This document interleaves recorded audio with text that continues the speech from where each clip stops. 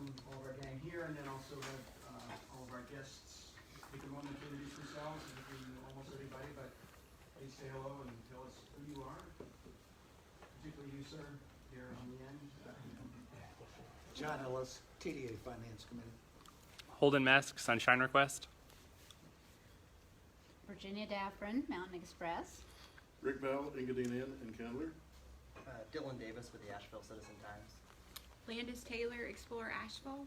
Audrey Wells, Explore Asheville. Tina Kinsey, Asheville Regional Airport. Zach Bradford, Asheville Buncombe Regional Sports Commission. Madison Davis, Asheville Buncombe Regional Sports Commission. Jody Stevens, Explore Asheville. Sierra Kilgore, Explore Asheville. Megan, Asheville Downtown Association. Charlie Reed, Explore Asheville. Hannah Joseph, Explore Asheville. Great. We want to welcome everybody, and particularly our gang from 360i, who will really dazzle us with some of their insightful creativity and that sort of thing. So let me start off by doing an approval of the meeting minutes from 3/21 for our planning retreat. I have a motion to approve the meeting minutes. Those in favor? Any opposed? Okay, once again, approval of the meeting minutes from 3/22, our regular meeting. Those in favor? Okay, I think we got this down. Finance Committee, Autumn. This morning I'm presenting the March 2019 financial statements. So we'll start on page 1. This is the operating fund budget and actual report.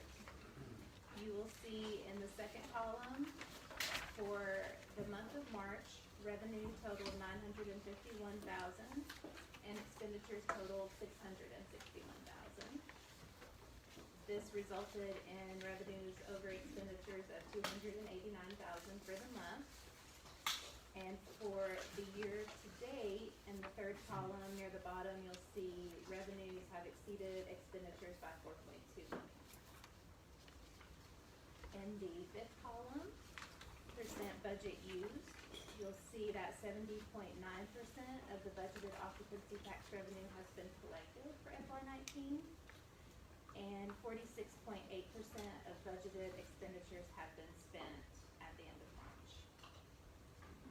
In the last column, percent change from the prior year, occupancy tax revenue is up 9.4% over last year. Okay, moving on to page 2. This shows the 75-25% split of occupancy tax between the operating fund and the product development fund. Under the operating fund, you'll see that the revenue we reported on page 1 in March relates to room sales in February, and they are up 9% from the same time last year. And year to date, we are up 9%. Page 3 is the product development fund summary as of March 31st. $23.3 million is committed to projects, and $651,000 is allocated to administration expenditures. Expenditures to date total $1.8 million. Page 4 shows the balance sheet as of March 31st. So this gives you the snapshot of assets, liabilities, and fund balance for each fund.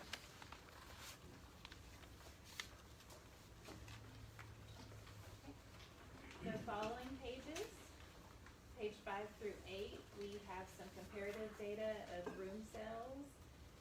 Page 5 charts room sales by month, and you can see that the February room sales exceeded the prior year by 7%, and we are still trending above the 3-year average for room sales. Page 6 provides the breakout by category, so you can see room sales by hotel, motel, vacation rentals, and bed and breakfast.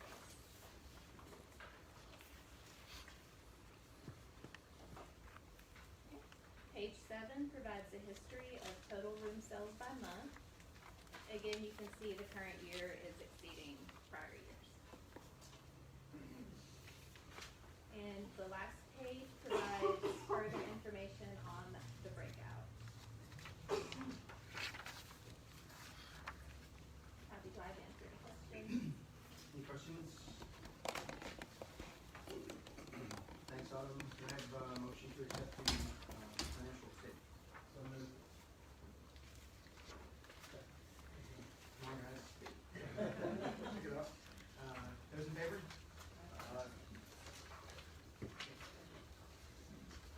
Richard? Great. McGuire Wooden Visit has been working with Stephanie over the last several months to put together a set of resolutions to kind of serve as a policy manual for certain matters related to governance and primarily coming from Chapter 159 of the North Carolina General Statutes, which is the chapter of the statutes that govern public authorities, and the Buncombe County PDA is a public authority.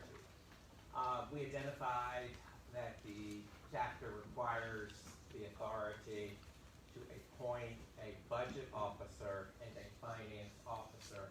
And this resolution that is presented is no more than to confirm that the president and CEO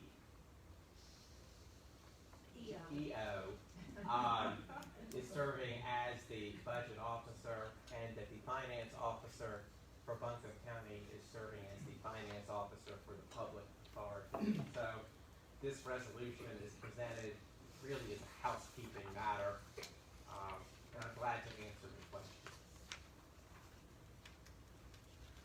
So the resolution is on line tab 2, and we need a motion to adopt that resolution. This will be the first of others, maybe not many, that will bring to throughout the course of the coming next few months, so that we just Change. Now, there are obviously specific responsibilities with each of these roles, and I think to have an ordinance, a resolution that's been board adopted is just good practice. The chapter says shall, so That's generally a good thing. we are satisfying the word shall. The legal shall. Any questions? Can I have a motion to accept the resolution? Second. Those in favor? Any opposed? All right. If you don't mind, I'd also just like to add, as this kind of also part of this process, we had a 90-minute phone call with the School of Government on the topic of requirements related to the adoption of the budget and any subsequent amendments. And so we have some clarity on that, and so we understand from that conversation that a public hearing is a requirement for the adoption of the budget, but not for subsequent amendments. And so we will be, following that clarified understanding of that process today when the budget amendment is presented for the grade work. Right, and the gentleman that we spoke to is Bill Rivenbach, and he's been with the School of Government as a professor since 1999. His area of coverage is Chapter 159. And He definitely wins Trivial Pursuit. yes, he really, it was a very nice and welcome conversation. Great. Thank you. So I'm going to turn it over to the president's report. Before we do, though, I want to congratulate Stephanie on the CEO's conference last week up at Grove Park and also at Biltmore. I mean, 250 CEOs of CDPs from around the country, from Alaska to Florida to the West Coast.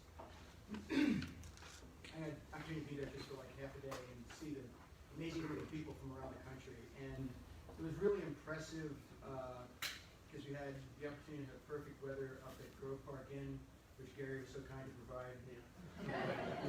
And tours of the Biltmore and just the interaction between the people and the breakfast and the food and everything was really kind of amazing. And it was interesting to see it through the lens of somebody coming to this town who is really in the tourism business and just being blown away by what we have here. So it's kind of a nice reminder to look at where we are relative through the lens of other people who are promoting their various cities, but they were just kind of amazed at the things that we have on a day-to-day basis, and sometimes we can become sort of not realizing how wonderful it is. So it's kind of fun to have that experience with them. And Stephanie ran an amazing meeting up there. So Yeah, I guess I'd extend my thanks to the Explore Asheville team. A ton of support, especially from Carly Adams, who heads up our meeting services, to really plan some special pre-arrival content to help everybody plan their stays, and then also we hosted Beer City Base Camp at Catawba Brewery Tuesday night, and introduced everybody to the tradition of donuts and beer for dinner. there'll be new websites on that nutritional approach. So those of you who are thinking about getting ready for beach weather, donuts and beer. Okay, well, I will commence with my report. I'm not doing a PowerPoint today because we've got a ton of content later in the meeting. I wanted to update you on the tourism management and investment plan. As you know, phase 1 is the assessment phase and sort of comprising the teams that will guide these processes to successful outcomes. So PGAB has begun work on compiling data from a lot of different sources. I've met with the city and the county managers to kind of kick off their involvement. And then last week we distributed invitations to the Community Leadership Council. The description of the council and the list of invited members, along with the invitation that we sent, is in your book behind tab 3. And then we also are distributing a press release today that not only announces the people invited to participate on the CLC, but also introduces a new website that will keep the public informed about the process and make all of the documents available. It will publish the meeting dates, and the public is welcome and encouraged to attend. There's a feedback button. There's a link to sign up and get notices and updates about the program. So we're kind of hitting the starting line. We also, our next step is working to identify a date when the CLC can meet. When PGAB comes to town to facilitate that meeting, we'll also have a steering committee meeting, and they will meet with the project teams for the city and the county. So I anticipate that will take at least 3 or 4 weeks before we can get that on the calendar. Those series of meetings will give input and inform the questions that are asked for a community sentiment survey that will also be conducted during phase 1. We have discovered that Longwoods has done a national study on community sentiment that could serve as a really valuable benchmark. It's being conducted in cities similar to Asheville. So of course, we're evaluating that, but would also be heavily customizing any survey to reflect the input of these community leaders and steering committee. So that's where we are in that project. Are there any questions? Input? Great list.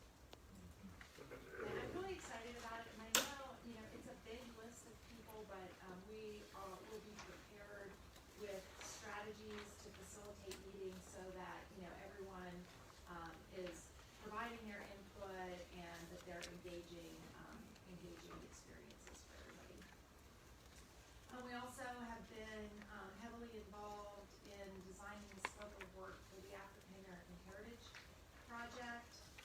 We have accepted a phase 1 scope of work from PGAB to support this project. It includes 2 subcontractors. I'd like to kind of read you some information about Dina Bailey, who is one of the principal subs on this project. So Dina is the Director of Methodology and Practice for the International Coalition of Sites of Conscience. She works works with organizations and communities that are interested in connecting the past and present in order to recognize past injustices, activate present potential, and build inclusive futures. Dina has recently focused on projects relating to the reinterpretation of the slave auction block in Fredericksburg, Virginia, best practices for visitor engagement at Thomas Jefferson's Monticello, and institutional inclusion at San Diego's Museum of Man. Prior to joining the coalition, Dina founded Mountaintop Vision, an independent consulting company that works with organizations on strategic initiatives that strengthen their commitment to being more inclusive organizations. She has also been the inaugural Director of Educational Strategies at the National Center for Civil and Human Rights, and was the Director of Museum Experiences at the National Underground Railroad Freedom Center. Her experiences have led her to serve on the boards of the American Association for State and Local History, the Association of African American Museums, Next Generation Men and Women, and the American Alliance of Museums Education Committee. So we're really pleased to have Dina's participation in this important project. We're also really happy to have Kimberly Hunter on the project team. Kimberly is a local Ashevillean. She is the WNC Entrepreneur in Residence and Opportunity Portfolio Manager for Mountain BizWorks, and she has a really extensive track record of community development and service. Currently, she's serving on both the Downtown Commission and the Civic Center Commission, among lots of other volunteer activities. So I think we have a really fantastic project team. We'll be able to fund phase 1 of this project with the existing contingency budget. It's within my spending authority of $50,000, and phase 2 will be presented in the content development budget for fiscal year 20. So also behind tab 3, you'll find an invitation for the opening reception of the Creative Sector Summit on May 16th. We are hosting that event and featuring Dina as the keynote speaker to announce the public kickoff of this project. Okay, any questions about it? Just touching briefly on some recap information. We had a really strong first quarter, posting a 7% increase in demand in January, and a 3% increase in February, and an 8.8% increase in March. The spring campaign launched right on time, March 25th. That was really a pretty heavy lift to get that into market just a couple of months after we signed our contracts. We really appreciate your dedication to getting some great new work out the door. So we have some really good momentum leading into what we're anticipating is a pretty big increase in supply in calendar Q3, of probably about 500 new rooms. Of course, the headwind that we'll be watching as we kind of move into summer is what difference it'll make to not have the Chihuly exhibit at Fillmore, which was such a blockbuster last year. So I am happy to answer any questions or take comments about the recap or the dashboard.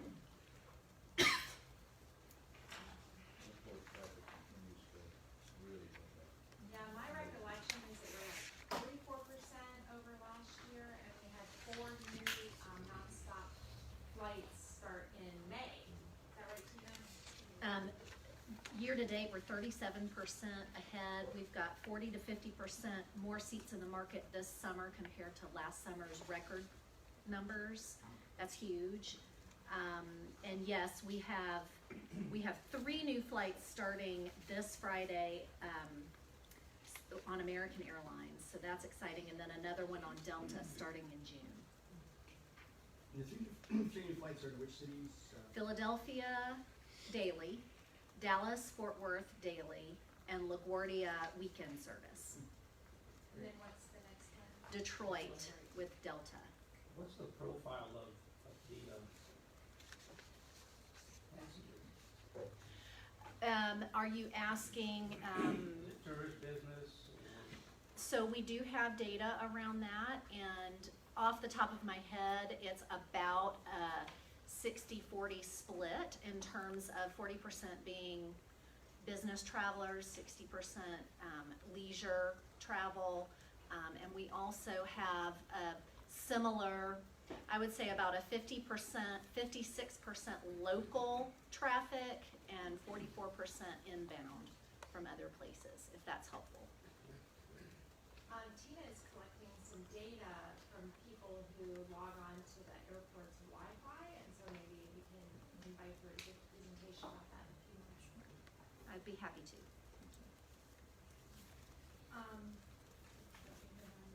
Sure. So turning to tab 6, as we kind of prepare for the budget presentation next month, we wanted to present some sort of minor modifications to our approach for how the earned revenue is allocated. So I'm sure all of you remember that this is revenue that's earned from advertising on the website and also the commission on the reservation system, ARES, that's on the website. This money has been available for uses that are not provided for in the occupancy tax legislation. You voted at the inception of the advertising program to use that money primarily to support local festivals and events, and that's been really a terrific opportunity to be able to support these events for their cultural value to the local community. We have been doing that primarily as an application-based process, and what we have learned from 3 years of running this program is that most of the major events have a defined sponsor package. And so rather than having an application-based process where they're kind of fitting that square peg into the round hole of the application, what's more appropriate for most of the events is to decide what level of recognition and support we want to make based on the system that they have in place. I think most of these events have a pretty sophisticated approach to raising sponsorship support. So the first few pages are the current year's budget and the descriptions for how we've divided. So the first page is the festival and cultural events budget. This is what has been the application-based process. We also established a rule that we were limiting funding to 3 years, and we're kind of hitting the end of that for most of these programs. But what we're seeing is that most of the events on this list really are a better fit for major event support through a sponsorship package. And so we'll get into kind of these proposed changes in a minute. But so far this year, these are the events that have been supported through that application-based process. Turn to the next page. The local support grants. These were originally called sponsorship, but that was causing a weird coding problem in Workday, so we had to change the name. And so you can see the list. That's another $50,000 that's been awarded. The special projects is the next page. That's the holiday decorations, the support that was given to the city last year.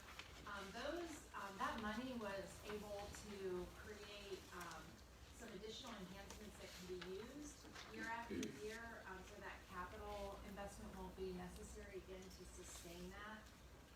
And then also the community engagement campaign that Marwa has presented periodically that's scheduled to launch in different media channels in the coming weeks.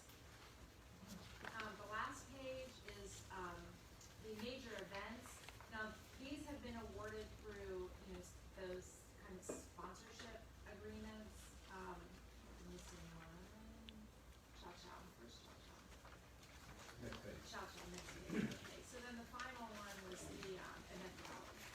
So what we're proposing for next year is that we move most of these all of these larger events into the sponsorship category. So we would like to continue to have $10,000 available for kind of smaller neighborhood-based events, but really to provide some clarity in that these would be $1,000 grants.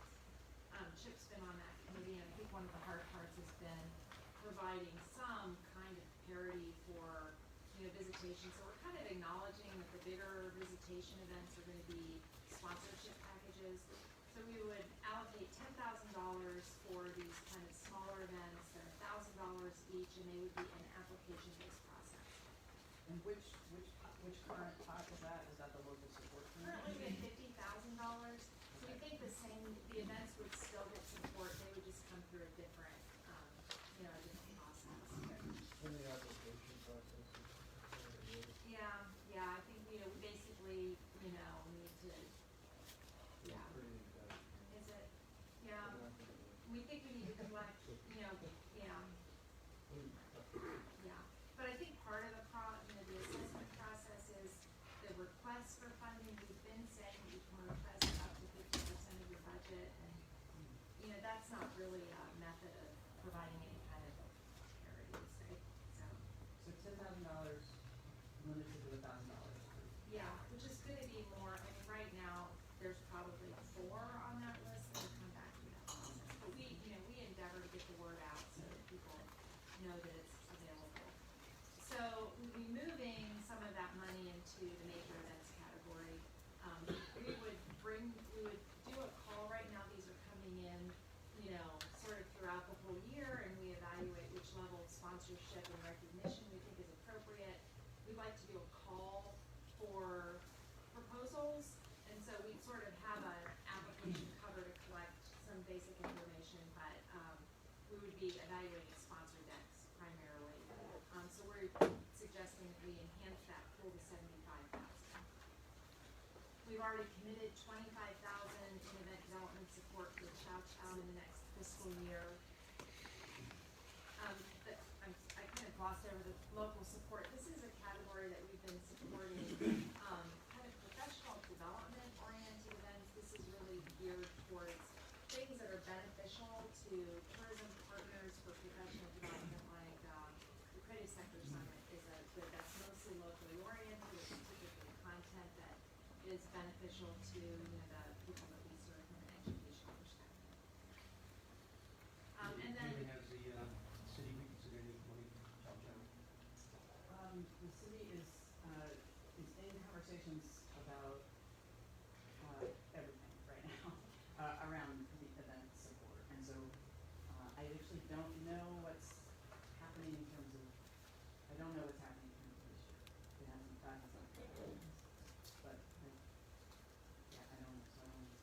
And you know, and we've given, you know, sort of a significant amount of support to Chow Chow because of its scope and it's an inaugural year, but I think it's important to also point out that we've supported all of the events with a total of $175,000, and you know, there are many events that have lost funding that have been culturally important, including Shindig on the Green that's been in its 53rd year. So you know, we've been a partner in really just about every event that's been considered for city funding.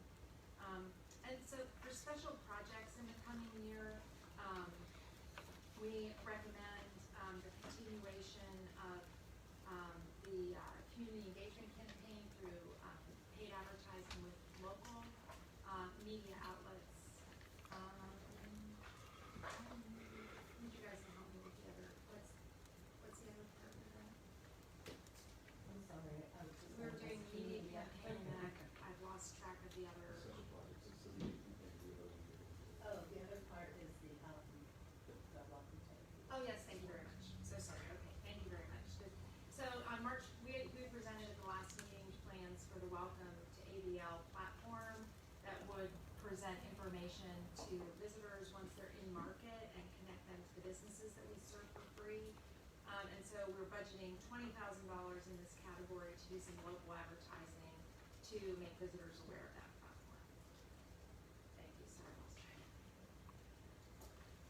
Okay, is that everybody in agreement with that approach?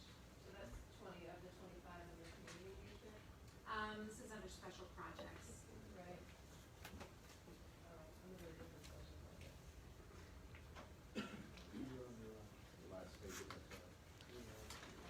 Sorry to interrupt my discussion. I think you're addressing everything, so all this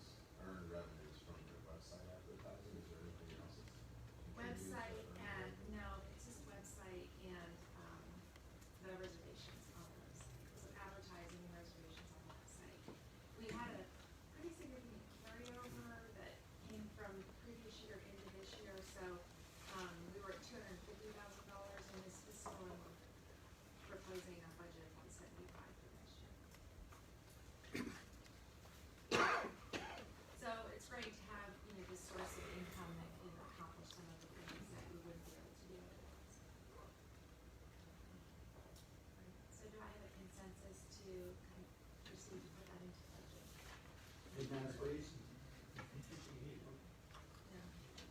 Just head nods. Thank you. Okay, nominating committee, I have nothing detailed to report on that at this moment, but we're still working on it, so we'll get back to you in the future on that. I get to turn it to the really fun stuff. The reason you're all really here. Budget reports and the rest of that stuff.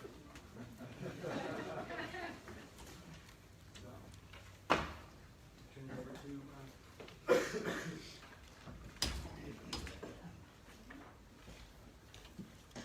So I just wanted to let you know this is the first step of a culmination of many other things that we have brought to you over the course of the last couple of months. As you know, last year around this time we were talking about the need to develop new creative. And so the agency, in addition to getting up and running very quickly at the beginning of the year, has done a great job in coming to us with some concepts that we're very excited to present to you, with the aim of finalizing these, taking any feedback, and getting ready for production that will begin later this spring. So I'm going to turn it over to the team, and then at the very end I'll come back with you with recommended action. Great, thank you. We're just gonna get our keynote up and we'll get rolling. And Ashley, do you want to each introduce yourself as you speak? So. That would be great. Let's do that now. I'm Ashley Keetle. I am the group account director from 360i, leading this great team. I'm Angie Arner. You guys have seen my face a lot now, strategy director. I'm Rob Rutherford, creative director. Some of you have seen me before. Darren Barina, I also have a beard and a South African accent like Rob. For a while, I'm also creative director. Frank Regina, I work with these guys on the creative side. Fantastic. Well, thank you all for having us. We're so excited to be here. The last time we were together at the planning meeting, we shared an overview of our strategic direction, and we also shared a photography approach. Since that meeting, we've been very busy working on developing creative directions that we're going to share with you today. We have a few things to talk about, actually. And we are going to do a recap of the strategy so we all remember where we started.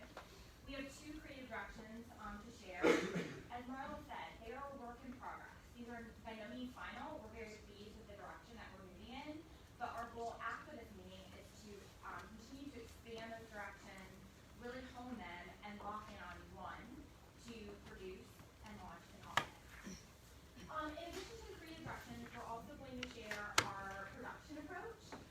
We are hoping to produce this next round of creative late May, early June. We're going to talk through partner criteria and examples. So we will be contacting production partners that will help us bring this work to life.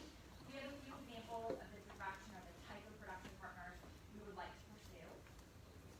And then we have a production budget overview, the amount of dollars that we feel like it will take to bring this campaign to life and what that will include. And then we'll talk timing and next steps. So that's our plan for the next 45 minutes or so.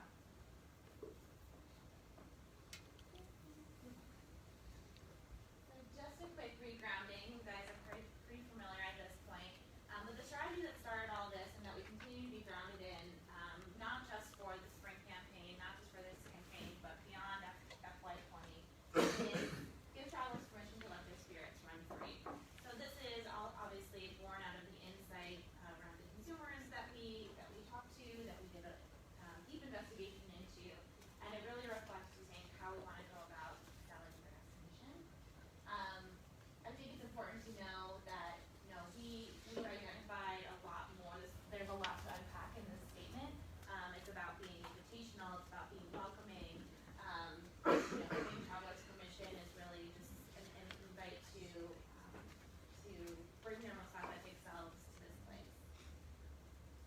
And so just a word on the tagline. I think that we mentioned before, let your spirit run free within contention to be formalized as a tagline. And if you like a soft launch in the spring campaign, we've fallen in love with it. We feel like it does such a great job of all of these things that Angie's spoken about. And this idea of inviting people and feeling welcoming, but also asking them to bring that spontaneous openness to experience if you're international. And so our proposal is to formalize this as a tagline. And as we've started to explore creative around it, we found it to be very rich territory, and we feel like it's going to be something that we can number of years to come, and really build some very solid emotional and good memory structure around. So as we start the creative process, we always make sure that we have some really specific boxes we need to check. So these are a couple of those to keep in mind as you also take a look at the concept of approval. So we know that we need to cover a wide variety of the types of things that the actual area has to offer. So we have a number of pillars here. This needs to be included in the storytelling.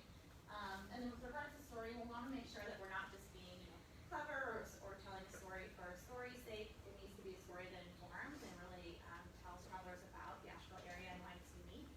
And then of course we have to make sure that we're being relevant to our specific audiences that we identified and acknowledging that there's different motivations for each one of those audiences. We have to find something that keeps each one of them. But those are sort of table stakes for us. Those are rules in place to make sure that we're doing good work, but in order to do really great work, we have to go a little bit above and beyond, because we need to cut through. Tourism marketing is pretty cluttered. We look to a couple best-in-class campaigns here, so you might be familiar with some of these. These are 3 campaigns that we felt really went above and beyond what sort of destination marketing does typically. The Travel Oregon example, their sort of differentiator was in the visual style entirely. They look to the tourism industry that does, very beautiful shots, scenery, things like that. But they flipped it on its head and they took this really enchanting animation style to all the work. It's in sort of this Japanese style. It's very beautiful. The whole point is to sort of talk about how you can't believe how beautiful these places in Oregon are, so that everything's slightly exaggerated is what they can. Then we have Iceland, who uses language and the diversity of their language and their people to be the differentiator here. They also use humor. So this is one part of a larger campaign as part of Stereo Song, which gets people to actually try to sing along about Iceland and its characteristics in the native language. It's really hard. And then we have Tourism Australia. So this one set itself apart in that it didn't do the traditional tourism marketing thing at all. It actually looked to the movie industry and adopted some of those tropes. So it did a trailer, they made it this Dundee with Danny McBride. Should look it up, it's very funny. It seemed like it was a movie. They also used Chris Hemsworth. So they built it up as if they were a movie. They did this big Super Bowl spot. They had the budgets to do that, obviously. But then they surprised everyone by saying this is actually an ad for tourism. So it was really interesting the way they sort of broke the model there.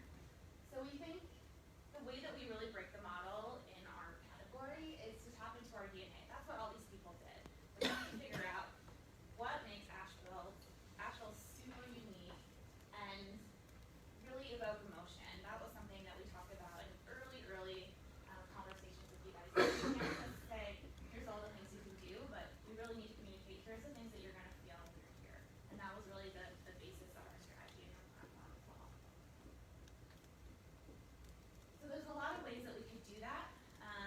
We started exploring a lot of ways in the last presentation. We could go this direction, this way. It could be about, being welcoming. It could be about inclusivity. But what we think that for FY20, how we'll evoke emotion under that platform of letting your spirit run free is really about being spontaneous and open and embracing the big surprises that Asheville offers up. So this notion of spontaneity and surprising things that can happen to you here is the creative territory that we want to start to play with in FY20. Great. So expect surprises in our mountains. I think that what this is about for us is saying that when you come to Asheville, I think one of the unique things that you have here, and Jim, to your point, you guys kind of get used to it because you live in amongst these amazing, surprising things that happen every day, the experiences you can have.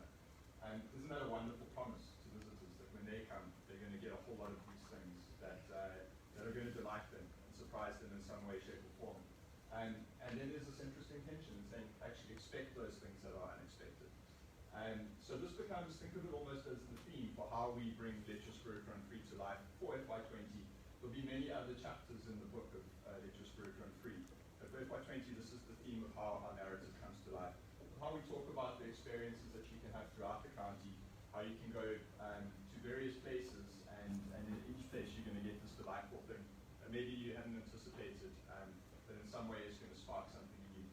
Jaren's point, make you feel something. We're not just saying, here's a laundry list of activities. We're saying that this is how it's going to make you feel. You're going to be surprised. So it's got this emotional content to it. And I think that's just a word on the audiences. Yeah, I mean, this area seemed really right as we look back to our audiences, and again, that's one of the big criteria. You know, we saw in that early audience work that there was this interesting battle between the head and the heart happening, and this area of spontaneity, I think really plays well on that insight. So this feels really right, and then it also is sort of backed by data. Yeah, and basically what we're asking visitors is that when they arrive with this openness and this willingness to be spontaneous and see what wonderful things are going to come their way in Asheville. And we know that they already are happy to do that. So we're going to take you into a creative exploration. As Ashley said, we are starting to refine this. I think that it's been a very interesting process of digging into the creative richness, the conceptual richness of this area. And for the moment, we're going to show you a film exploration. I think that by showing you the film, that gives you the best idea of how that narrative will play out in all of the different media channels. So think of this as the way that we orientate ourselves in how we're going to tell the story, whether it's going to be in display or an editorial later on, or in the TV itself. For the moment, we're going to take you through a couple of slightly longer form explorations of how we can approach film. And before we do that, I think what's really important, even as we are exploring a couple of ways of landing this idea of letting your spirit run free by being open to these surprises and being spontaneous. And I think that what won't change is how we feel the overarching filmic tone can come to life. So we've got two examples for you here that I think will give you a very good idea of how this is going to feel filmically, aesthetically, in all of the different media channels. So this first one is from a director that is one of the directors that we're looking at. We're still looking at a longer list of directors. Who's going to deliver us the best production value and who's going to deliver us obviously the best value for money as well. So a couple of directors and a couple of editors to work.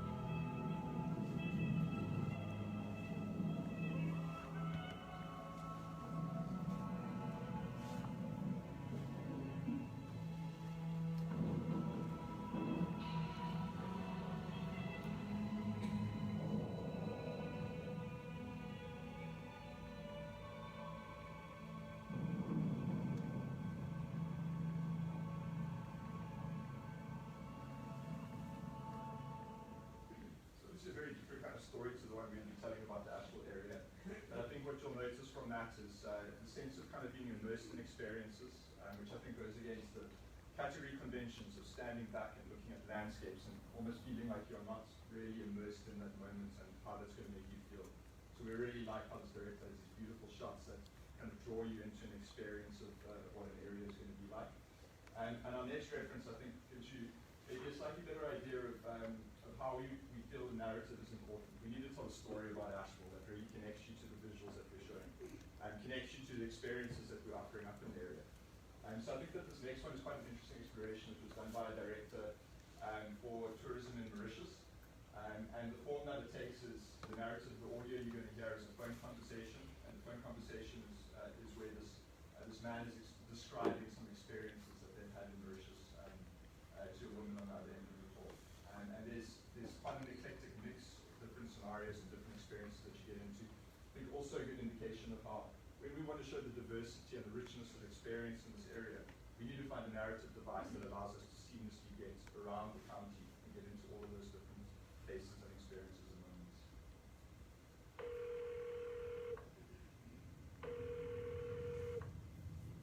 Hello? Morning. What's the time there? Yeah, it's still quite early. Just waking up from the most bizarre dream. Tell me. Okay, well, here it is. I was told to put together one perfect hour. What do you mean? 1 hour of our lives to relive. Our one perfect hour. No, lots of little moments that would make up that perfect hour. Wow. Okay, so help me out. I wouldn't even know where to begin. Definitely at the beach. Mauritius.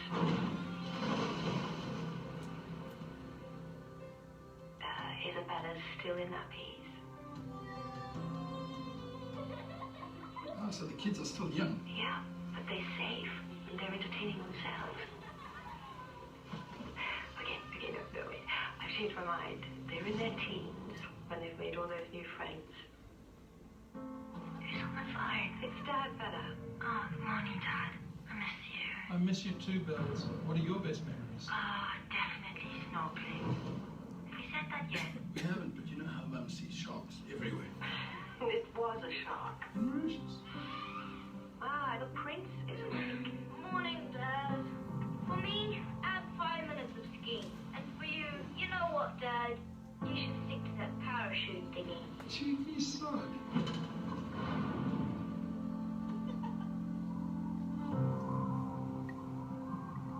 Oh, we have to have at least one meal prepared by. What's that chef's name again? Oh, what was that incredible chef's name? Not Wormburger Murday. It was an onion. What's a worm? Hey, do you guys think Chloe's awake? Okay, I'll try and FaceTime her. Oh, and remember for Chloe, we have to have dolphins. Hey, Belle, should we include your first drink? The one that had absolutely no effect. Oh, hey, we don't need to include that moment. Or any of the next day's headache.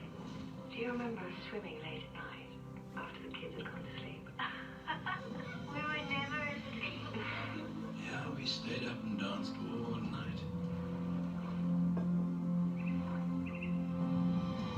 Now, wait. What about the night you danced around the fire? Yes, and embarrassed the kids. Didn't need any help there, guys. We embarrassed ourselves. Dad, I got Chloe on FaceTime. Hi, Chloe. Hi guys. Okay, one thing. You have to include Bella's Island romances. Excuse me? Romance. Oh, yeah, what was his name? Timmy. Thomas? That's right, Tommy. Thomas. Bella, it was so sad saying goodbye to him.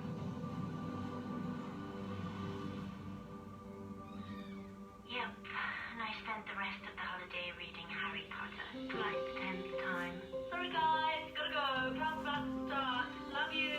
Wow, it's amazing how when we were younger, time seemed to take so much longer. Yeah, these days you blink and another year's gone by. Next thing you know, the kids are all grown up.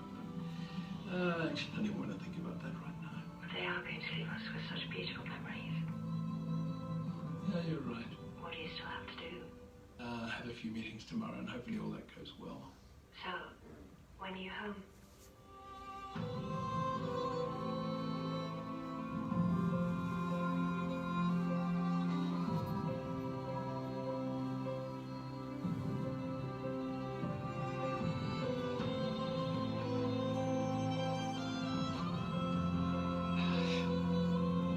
I think I already am.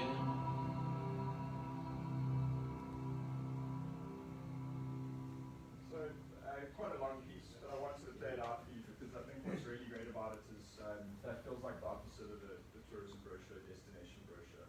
Feels like you really get a sense of the human experience.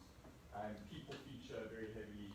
The camera's always in the moment, and I think that it tells a pretty good idea, it gives you a pretty good idea of all of the things that are offered at that destination. And I think that kind of way of creating a filmic experience of the area is going to be very valuable to us. I think it's evocative, it's very human, and I think it allows us to put our best foot forward and show why we are unique. So those are two filmic tonal references that give you a good idea when we get into some of the script explorations we're about to take you through. And think of it as being shot in a way that will be similar to that, that will be very evocative and very immersive. That's the approach we're going to take. So the first filmic exploration we're going to take, there's going to be two that we'll talk to you about today. And we find very interesting things in both of them. As we develop, I think the creative process is often about distillation. It's about taking all of those best things and getting it into one very focused point. And so we may take elements of both of these that we like. We might start to feel like one is delivering more to us than the other. And what they both deliver on is expect surprises. When you come to Asheville, come being open to these amazing experiences you're going to have that are going to delight you in unexpected ways. And they do it in slightly different ways, but you'll see that they are very much related. And in this first one, I think that what you're going to get a sense of, and in fact in both of them, which I think is very important, is that we want to tell it from the point of view of people who are here, and people who are invested in this area, the locals, and to whom this place is really special. And I think it's really important that when we convey it from that perspective, then any visitor who comes here is going to understand why it's a very special experience to come in. They're going to get a better idea of what Asheville is about. It's not a party town. It's a place where there's a much richer diversity of experiences. And they should come here appreciating how precious it is. So in this first one, you're going to be telling this film from the perspective of a woman who's lived in the Asheville area for many years. And almost think about this woman as being this metaphorical amalgamation of many people's experiences, of many locals. And she's almost this like fictional representation of everyone in this room and everyone outside of this room in the area. And so what she's going to be talking about is all of these surprises that she's experienced while she's lived here. These are surprises that when the visitor comes, they're going to have in store. So she's almost setting you up and teeing you up for the amazing things that you're going to be in for when you visit the area. As she reminisces about these surprises, so we start with this woman. As she reminisces, we cut away and we move throughout the area, throughout the county, to all of these different experiences, beautiful shots showing all of these pillars of content that we know are important to hit on, and all of the experiences that take place there.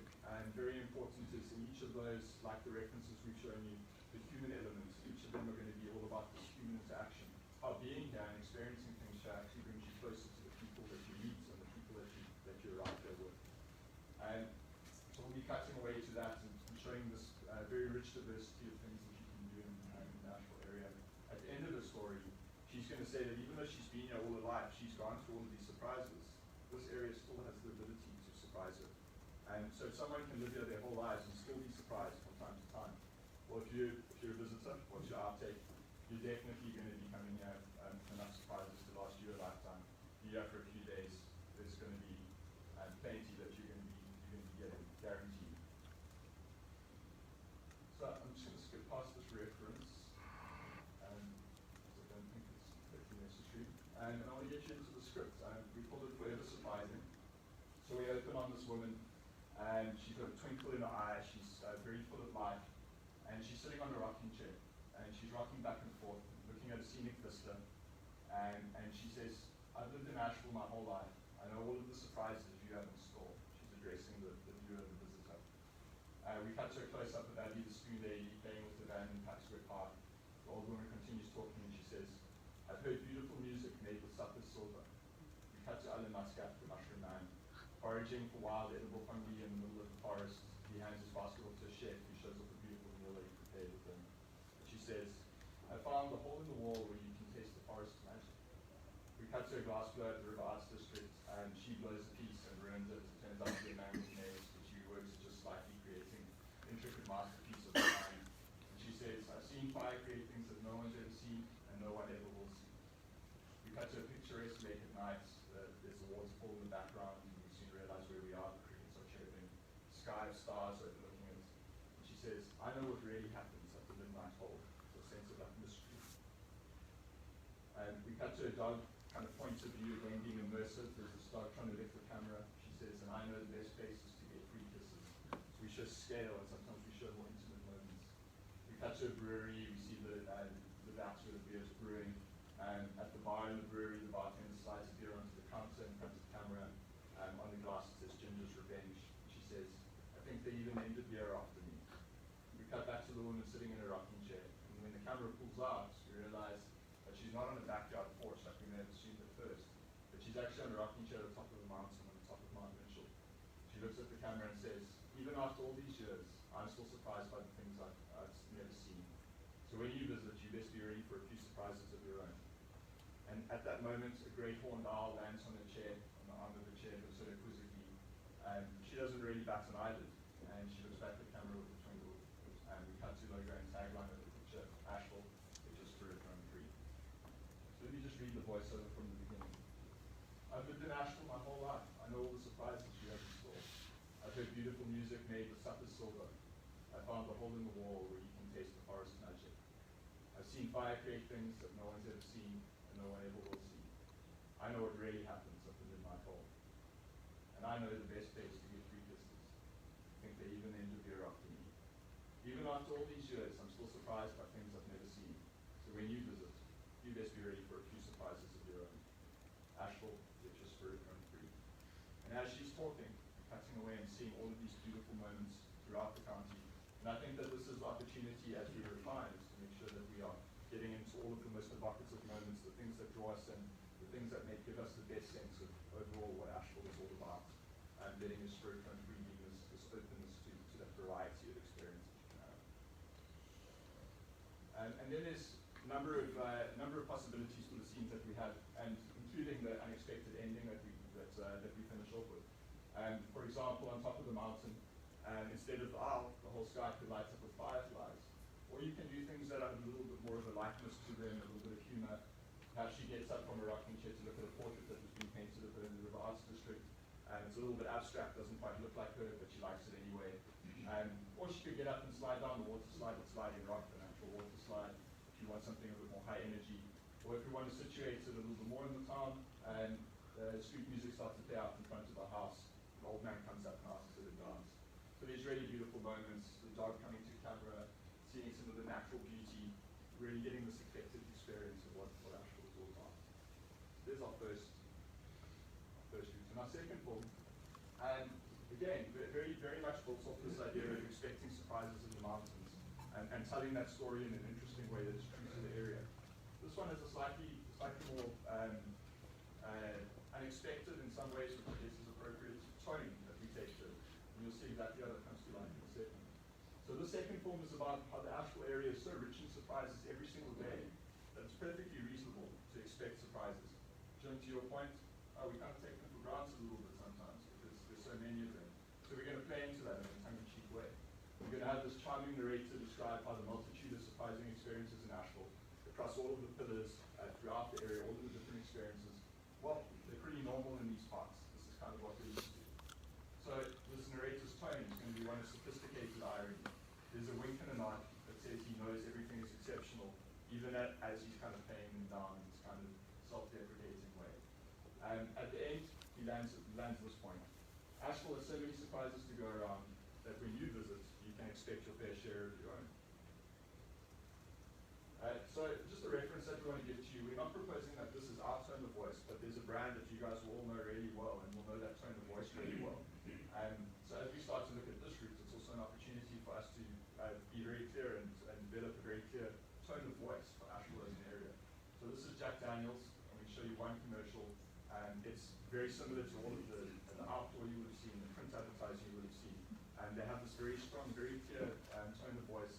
It's a little bit ironic, it's a little bit understated, but there's always this wink and a nod. So our version of it would be different, but I think it's a good indication of what we could achieve if we really start to solidify this tone of voice around the brand.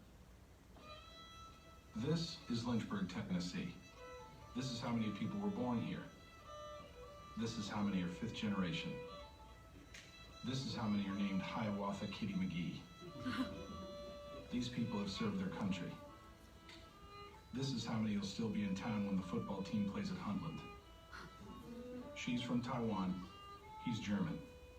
This guy keeps the town dry. These guys would prefer it a little wet. This many have ejected from an SR-71 Blackbird and live to tell about it. He can lift a 500-pound barrel of whiskey. These are the descendants of Mr. Jack Daniel himself. This is how many people are proud of what we do here. This is how many will go around bragging about it. This is our town, the home of Jack Daniels. If you can't get here, just look for one of our postcards. We send them all over. They look like this.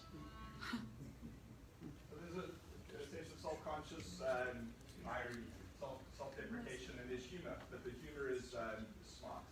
And I think we can learn a lot from that. The next one I'm going to show you is, it's not a commercial, but there's a narrator from the film The Big Lebowski. Sam Elliott is the actor, and he's this cowboy. And there's just an amazing tone about the way that he speaks. And I think that, again, that's something we can learn from. And how do we find our own very